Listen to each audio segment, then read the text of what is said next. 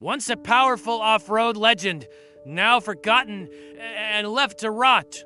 This is the story of how we brought a Mitsubishi Pajero back to life, from a pile of rust to a roaring machine ready for adventure. Again, when we first found this Pajero, it had been sitting here for almost a decade.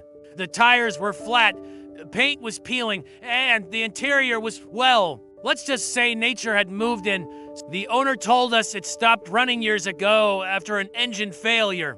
No one had the heart or the money to fix it. Until now, step one, get it home. We had to replace the flat tires just to roll it, and the brakes were completely seized. It's always a gamble. Sometimes you find a hidden gem. Sometimes you find a money pit. But the Pajero's reputation for toughness gave us hope. Under the hood, a 2.8-liter turbo diesel covered in grime, surprisingly complete. We checked the oil, black as night. The battery, completely dead. And the air filter, let's not even talk about that.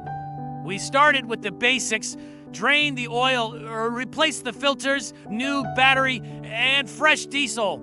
Fingers crossed.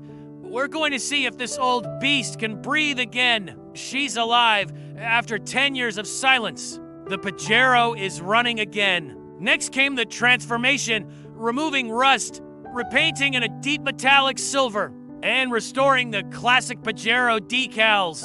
Inside, we stripped out everything: carpets, seats, panels, mold, dust, even a rat's nest. But after a deep clean and a few replacements, it's like stepping into the 90s again. After weeks of work, the abandoned Pajero is back where it belongs, conquering the dirt. From junkyard relic to off-road revival. This legend proves one thing: you can't keep a good machine down.